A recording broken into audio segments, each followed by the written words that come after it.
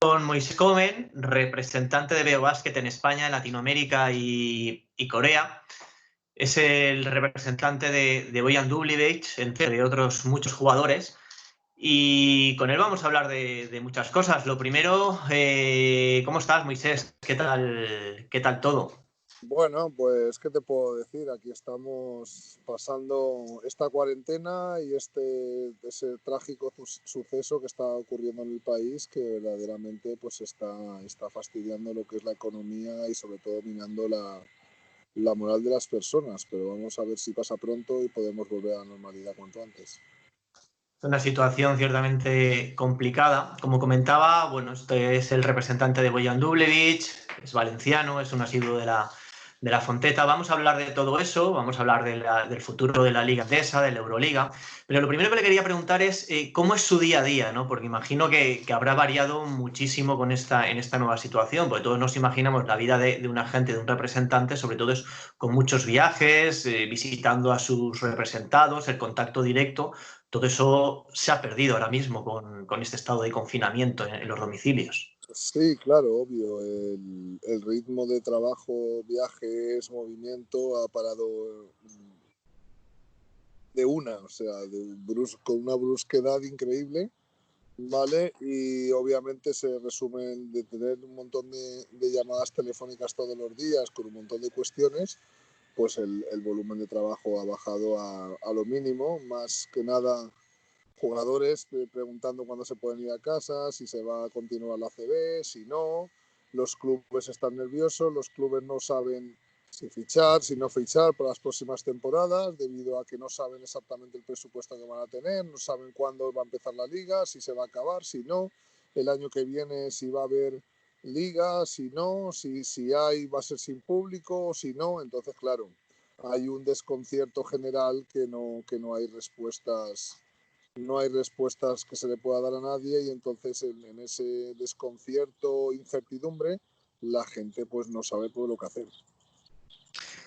Por todo esto que me comenta, ¿cuáles son las principales dudas que percibe tanto de sus representados, los jugadores, como de los clubes ahora mismo?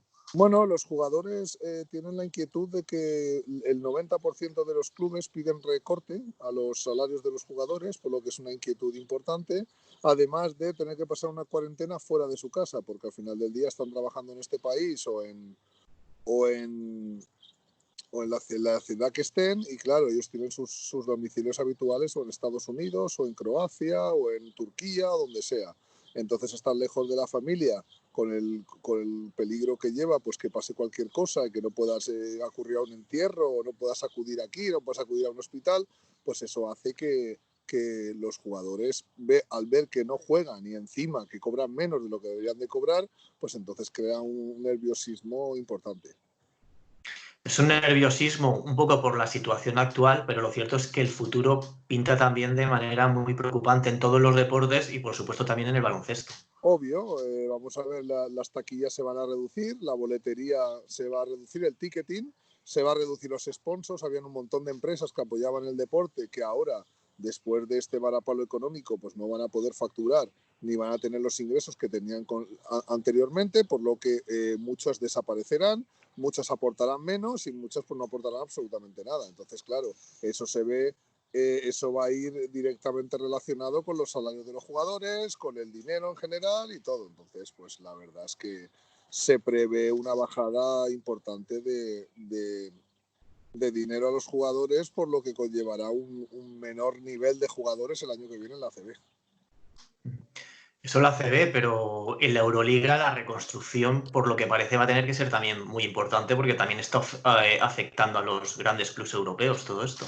Sí, está afectando, pero los grandes clubes europeos están respaldados normalmente por transatlánticos, que los transatlánticos también sufren, ¿vale? Pero no sufren tanto como el pequeño y mediano empresario. Afecta más a los grandes patrocinios, perdón, a los patrocinios de medianos patrocinios y pequeños patrocinios, más que los patrocinios grandes, a no ser que sea pues algo relacionado con el turismo o restauración o algo así. Pero los patrocinios grandes o los clubes grandes que tienen detrás un club de fútbol, verdaderamente el baloncesto pues no supone nada importante en su presupuesto, por lo que si no lo mantienen el presupuesto lo bajarán ligeramente. De todas maneras, dentro de este contexto y por ver algo positivo a nivel local, a nivel aquí de Valencia, puede ser una buena oportunidad, dentro de lo malo, repito, para Valencia Basket esta próxima temporada, para colocarse entre los grandes europeos, ya que los problemas económicos que pueden tener otros clubes probablemente no los vaya a tener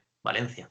Normalmente va relacionado el nivel de las plantillas con el dinero, con el presupuesto que se suele tener. Hay excepciones de que con menos dinero se hacen mejores plantillas porque escogen a los profesionales correctos y hay del todo, que hay mucho dinero y hacen malas plantillas. De todas formas, como tú bien dices, el porcentaje de éxito sube exponencialmente en el momento que Valencia mantenga el mismo dinero o incluso suba el presupuesto para el año que viene, cuando el resto bajarán drásticamente. Es obvio que Valencia pues todavía sacará más la cabeza sobre el resto que lo hace ahora mismo, sobre todo en ACB. En Euroliga no tanto. En Euroliga yo entiendo que el dinero no se va a mantener, pero bajará poco, porque quitando algunos clubes que tal, el CSK es un transatlántico, el Real Madrid, el Barcelona van a mantener el EFES, el Fenerbahce, o sea, todos estos clubes mantienen, el Bayern de Múnich, son empresas muy serias, muy sólidas, que este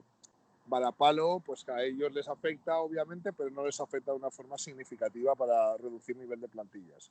En cambio, en equipos como Estudiantes, Murcia, Obradoiro y demás, pues sí, se va a notar muchísimo, van a bajar mucho el nivel y no van a poder competir en la CB con equipos como Valencia, Málaga, Real Madrid y demás. O sea, la brecha va a ser todavía más significativa de lo que era anteriormente.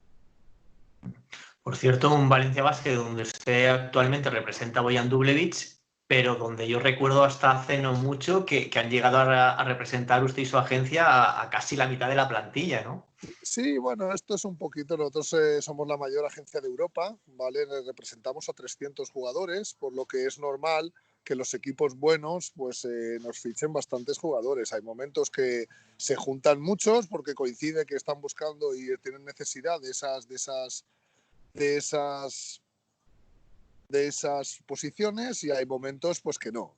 Hay momentos que en Valencia hemos llegado a tener 5 jugadores, como por ejemplo tenemos ahora en Málaga 7 jugadores con contrato.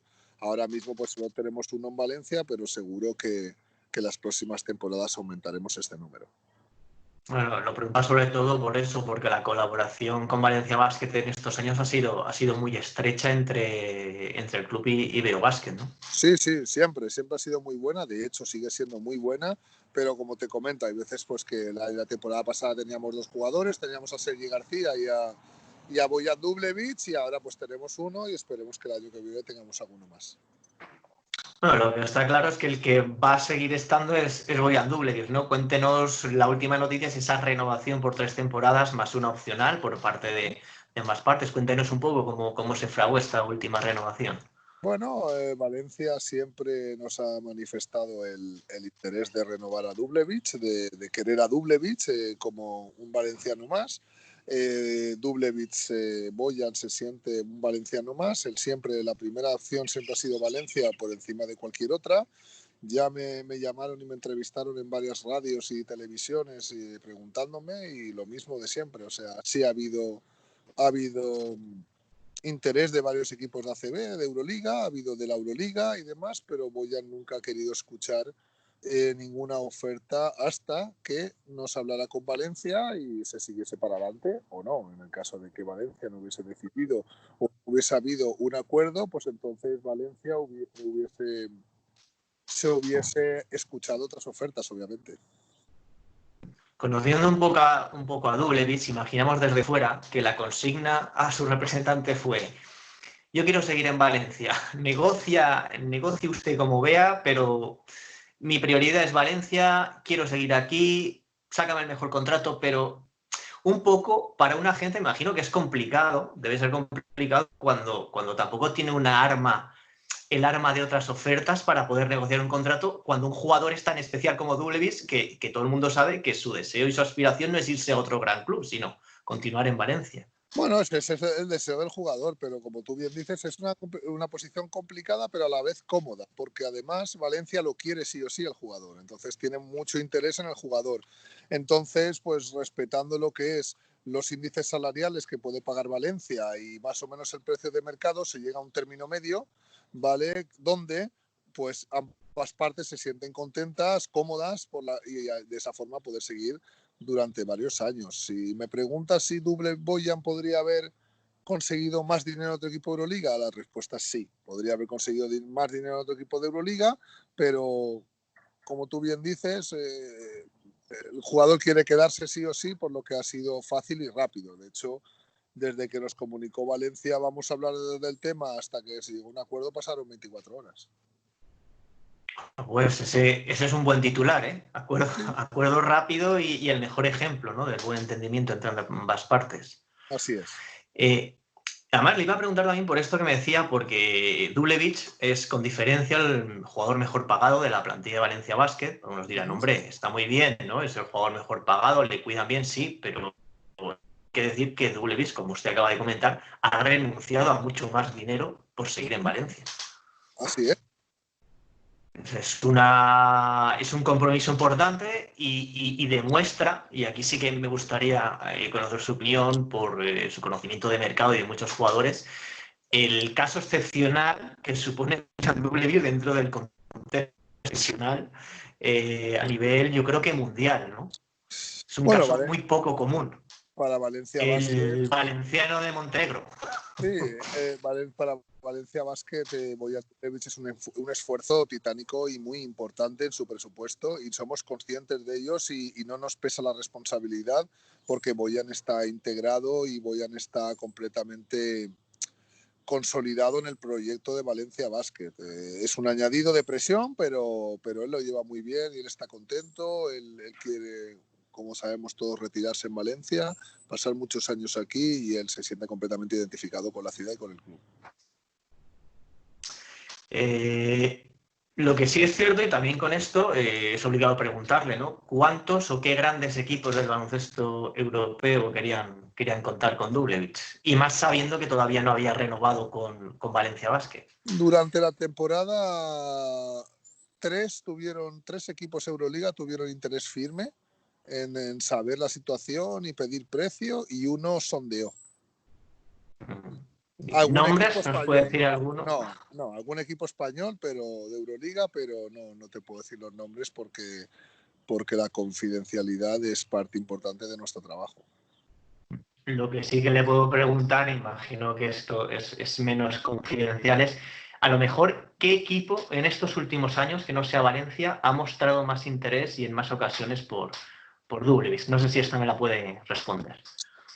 Bueno, a mí, pues esto es lo que te tomas un café con un entrenador, con otro, con tal, y las charlas habituales que tenemos pues en este negocio, que eso es, llamas a un entrenador, a ver qué necesita para el año que viene, llamas a un director deportivo, para qué van a necesitar, qué no, qué tal. Siempre ha habido, ha habido un entrenador de un equipo muy grande, ¿vale? Que siempre ha querido a Dubljevic, ¿vale? Los dos equipos importantes de España por excelencia son Real Madrid y Barcelona, ¿vale? Pues uno de los dos ha estado preguntando los últimos años constantemente por Bojan Dubljevic. Bueno, lo dejamos ahí, ¿no? Nos deja una pequeña duda, 50%. Así es. 50%. Y la última pregunta, me ha llegado, no sé si me puede confirmar, que Valencia Basket tenía un cierto interés en un jugador que usted representa, Axel Butel, antes de que firmara por Unicaja. No sé hasta qué punto de importante era ese interés. Bueno, Valencia Basket, al igual que otros equipos, pregunta por situaciones de jugadores durante toda la temporada para saber, pues, oye, qué rango de precio está, qué salida tiene, acaba contrato, no acaba contrato.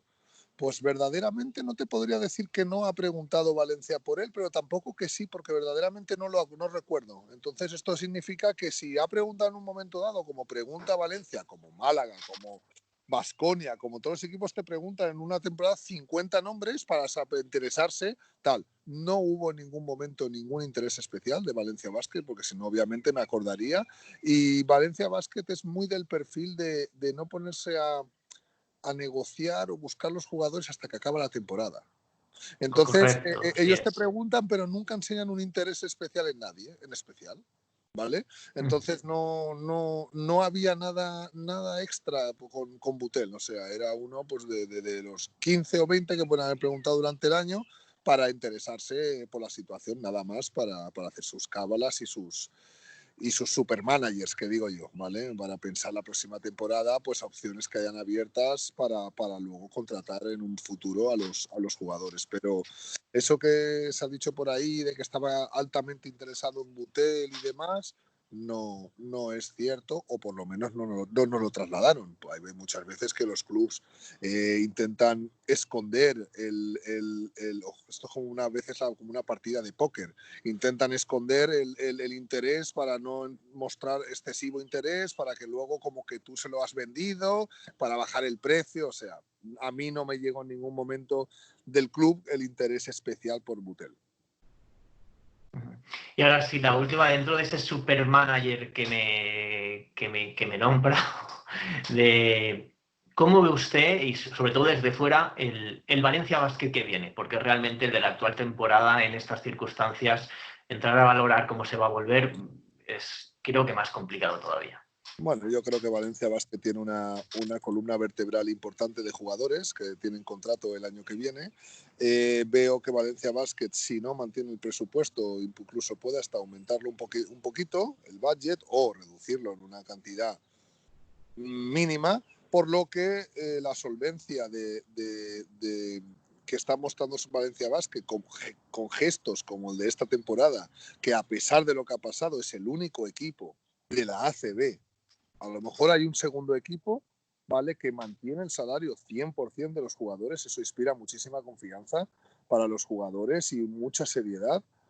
¿Por qué? Porque todos sabemos que mucha gente se está cogiendo al ERTE para ahorrarse dinero. Hay empresas, clubes que no es necesario hacerlo del ERTE para sobrevivir. En cambio, Valencia Basket pues ni siquiera se lo ha planteado, paga el 100% de sus compromisos, por lo que habla excelentemente del club, y eso le hace subir dos peldaños en cuanto a solvencia, en cuanto a fama, en cuanto a cuidar a sus empleados y todo. Y eso hará que jugadores que no se planteaban en ningún momento llegar a Valencia, estoy hablando de jugadores de élite que solo piensan en Euroliga, pues en un momento dado puedan decir: voy a considerar la opción de Valencia, porque además de haber estado en Euroliga este año, no sabemos si el año que viene va a haber Euroliga en Valencia o no, ¿vale? No lo sabemos. Si nos cogemos el manual, no habrá Euroliga el año que viene en Valencia, ¿vale? También depende si se acaba la temporada, si no se acaba, si se acaba la Euroliga, si no, o sea, una serie de circunstancias, pero ahora mismo, si se parara la liga con el manual y demás, no habría Euroliga en Valencia.